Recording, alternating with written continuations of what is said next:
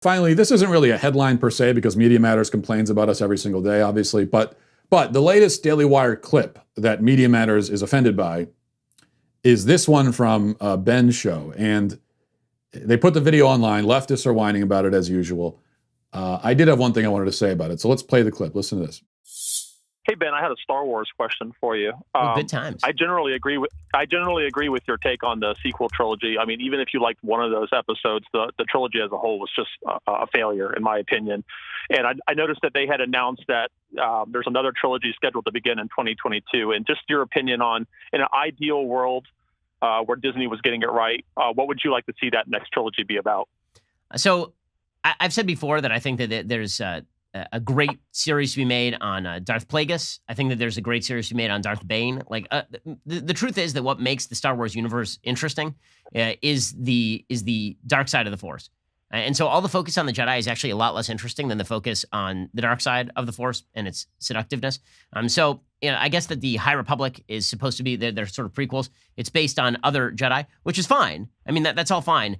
They haven't really rolled out exactly how SJW this is going to be. I know that the Disney kind of Imagineers have decided that they're only going to have female heroes from now on, which is absurd because Star Wars is essentially a little boy's property. I mean, if you look at like the percentages of people who really are huge Star Wars fans, it breaks down pretty heavily male, I would think. But I haven't seen what I'll be curious to see what they do. To me, the only redeeming feature of the sequels in Star Wars is the fact they actually finally explained why Rey was such a Mary Sue.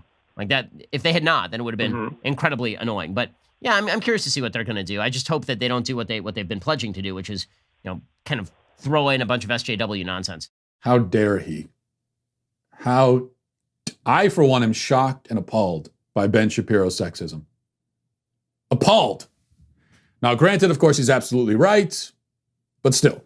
Star Wars is primarily a boy thing. Most of its fans are boys. Not exclusively, but mostly. That's just true, okay? You might not like it. It might make your tummy hurt when someone says it, but it's true. It's just a fact. But what I really want to say here, just using Ben's point as a platform to jump off of and into the abyss, this push in general to inject female action heroes into every damn movie and franchise is annoying for the same reason.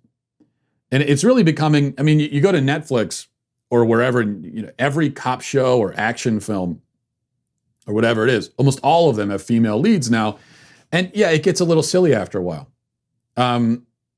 Silly because in many cases, these are still genres with mostly male audiences. The left, they're the ones that say that representation is important, right? Because people, when they're watching films, they want to relate to the characters and sort of imagine themselves as those characters. That's the whole reason why we're told that representation matters in film. Well, okay. That's also why it's dumb to turn every action film with a mostly male audience into a feminist fever dream. And it's not just the male audience either. I mean, I've spoken to many females who are also rolling their eyes at the girl power shtick and have had enough of it.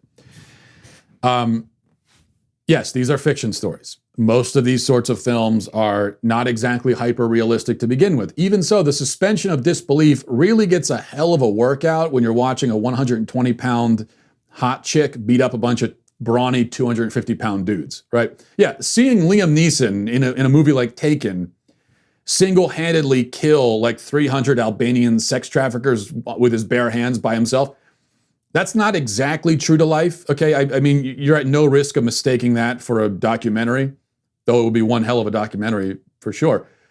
But take Liam Neeson out and replace him with like Charlize Theron, and the suspension of disbelief has just snapped. It was already strained, now it's snapped under the pressure, under the strain, and a kind of cool and tense, but also admittedly ridiculous action scene becomes just a straight up cartoon. Now, look, I know there's no way to make this point without the Media Matters headline of Daily Wire host outraged by female action stars or, whatever. No, not outraged. Not outraged. This is not outrage. When you get outraged from me, you know it, okay? No, I think it's dumb and silly is what I'm saying. And a huge percentage of the audience, male and female, agrees that it's dumb and silly. They just won't say it out loud. That's the difference. Well, I hope you enjoyed that clip from the Matt Walsh Show. If you did, go ahead and hit that subscribe button right down there so you can stay up to date on all of our future content.